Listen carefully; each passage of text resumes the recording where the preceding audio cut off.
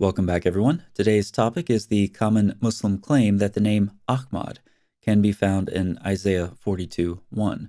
Before we look at this verse specifically, let me first lower your expectations of the level of Bible reading and interpretation to expect in this video. To do this, let's look at another very commonly cited prophecy of Muhammad in the Bible. He said, "The Lord came from Sinai and dawned from Seir upon us. He shone forth from Mount Paran. He came from the 10,000s of holy ones with flaming fire at his right hand." Don't see Muhammad there?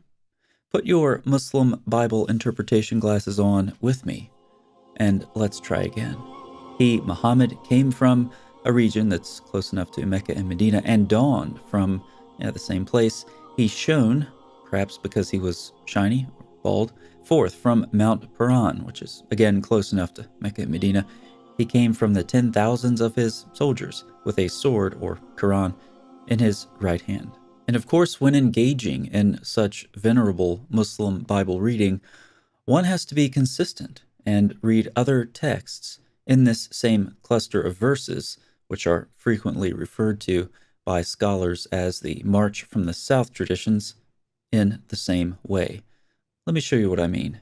Muhammad, came from Mecca, and the Holy One from Mecca. His, or Muhammad's, splendor covered the heavens, and the earth was full of his praise.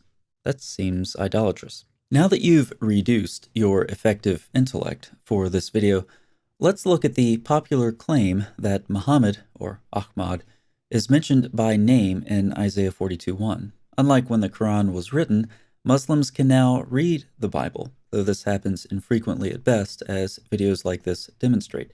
In our modern day, we have numerous ancient manuscripts available that go way back before Islam. This makes claims about biblical corruption difficult for thinking people, since we can make comparisons before and after the Muslim claims of biblical corruption, and see that, in fact, Muslims have no basis for their claims. The Bible reads now what it did in the 7th century and long before. The Quran simply has no idea what the Bible is, constantly mistaking the Torah and Gospel for rabbinic legend and Christian folklore. So, what does this mean for Muslims who believe Muhammad is prophesied in the Bible?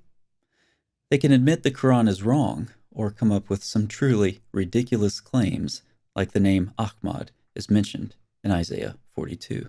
Here's a picture of the passage from the Dead Sea Scrolls. Under the image, I have the typed font, the Masoretic text, and a typical translation. The Vav in the Dead Sea Scrolls goes away because it's represented by an O-class vowel in the Masoretic text, and the final Hey is not needed because the MT clearly marks the Kal first person prefix with an Aleph Segol. The Kaf looks different simply because it's in the final form when the Hey is dropped. Semantically, they are identical. Now let's look at the entire verse. "Behold my servant, whom I uphold, my chosen, in whom my soul delights. I have put my spirit upon him. He will bring forth justice to the nations." Don't see the name Ahmad? Perhaps it's because you don't have your Muslim Bible interpretation glasses on. So put them on with me, and let's try again. Ready? Okay. Let's look at the first part again. "Behold my servant, whom I uphold." With just a few minor changes to the Hebrew text, he appears. "Behold, my servant Ahmad." Thus, Surah 61:6 is fulfilled. And remember when Isa, son of Mary, said, "Sons of Israel, surely I am the messenger of God to you, confirming what was before me of the Torah, and bringing good news of a messenger who will come after me, whose name will be Ahmad, who is explicitly mentioned by name as the servant, as it is written in the prophet Isaiah." Actually, I don't remember when Jesus said that, and it would be really nice if the Quran's Isa would have at least called Muhammad a servant instead of a messenger in context, to match an important theme in Isaiah, namely the servant. It seems like the Quranic Isa doesn't know too much about Isaiah's prophecy. The New Testament provides a contrast in this regard, where the same Greek word for servant is used in Matthew 12 and the Septuagint of Isaiah 42.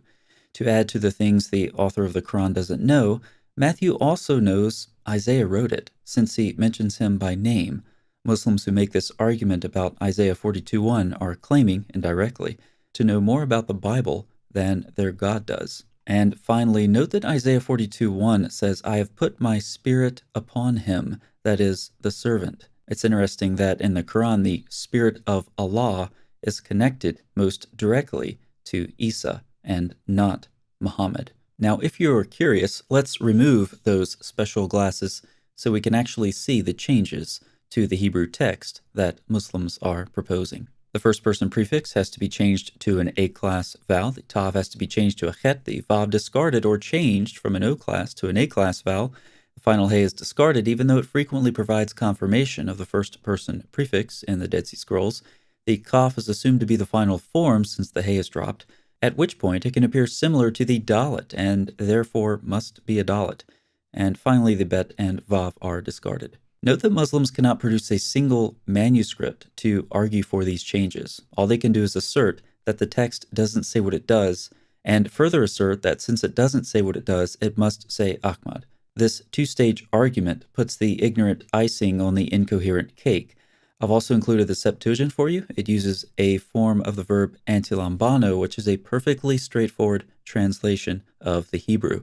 This corruption of the name Ahmad in Isaiah 42:1 must have been extremely early and widespread, affecting numerous Hebrew and Greek manuscripts from nearly a millennium before the Quran, and even earlier. But I'll admit, once you see Ahmad in Isaiah 42, you can't unsee it. In fact, I'm starting to see prophecies of Muhammad all over the place in Isaiah, using very similar and equally sound linguistic analysis. Let's start with the first word of Isaiah 42:1, behold, and use that as a link to connect to our next Ahmad passage. Behold, you are nothing, and your work is less than nothing. Let's fix this corrupted text. We can leave the aleph as is. It even has an A-class vowel to get us started. That's great. That pesky tav needs some modification, as well as a new vowel. The mem is right where we need it, and if it's one thing mems like, it's a good old dalet, and just like that, Ahmad appears. Behold, Ahmad is nothing, and your work is less than nothing. An abomination is he who chooses you. Wow, I actually don't disagree with this, ironically. Keep those Muslim interpretation glasses on and let's do another. Tell us what is to come hereafter. Again, let's correct the corrupted text. No idea what that inseparable preposition lamed is doing, so let's line that out. We can keep the aleph and chet. How fortuitous. Just make the vav an A-class vowel and notice the resh, which looks strangely like a dalet. Boom, Ahmad. Tell us what is to come, Ahmad, that we may know that you, not sure why that's plural, are gods. A god? Now that actually doesn't make any sense, but I know that Ahmad is in there, so there must be more corruption here than I originally thought. So let's move on and leave this for further study. Another one from Isaiah 42. They are turned back and utterly put to shame who trust in carved idols, who say to metal images, you are our gods. Now we just apply the same methodology that we did a couple of verses ago, and Ahmad. They are turned back and utterly put to shame who trust in carved idols, who say to metal images, Ahmad. Hey, this reminds me of the idolatry enshrined in the Kaaba. I have to admit, this is working better than I expected overall. Let's do one more. I am the Lord, I have called you in righteousness. Notice the part translated, I have called you. No idea what that kof and resh are doing. They clearly don't belong. That gives us an aleph and tav. We're off to an excellent start because the tav, as we've seen, has a tendency to mutate into a chet, as it does here. The yod is close to a mem on a Hebrew keyboard, which is an easy typo for those ancient scribes to make, so let's amend that to a mem. And finally, there's that final kaf, which looks like a dalet. Oh yeah, Ahmad. I am the Lord, Ahmad. And now we come full circle. We started off with a couple prophecies of Muhammad that called him God, and we're finishing with another. It would be miraculous if it wasn't so stupid. It's hard to have little else than contempt for these pathetic attempts to find Muhammad in the Bible. As dumb as this all is, it demonstrates something very plainly. Muslims are stooping very, very low as they attempt to prove the Quran true. And if stooping that low is what's required to prop up your book, then you don't have much of a book, do you? Thanks so much for watching. I'll see you next time.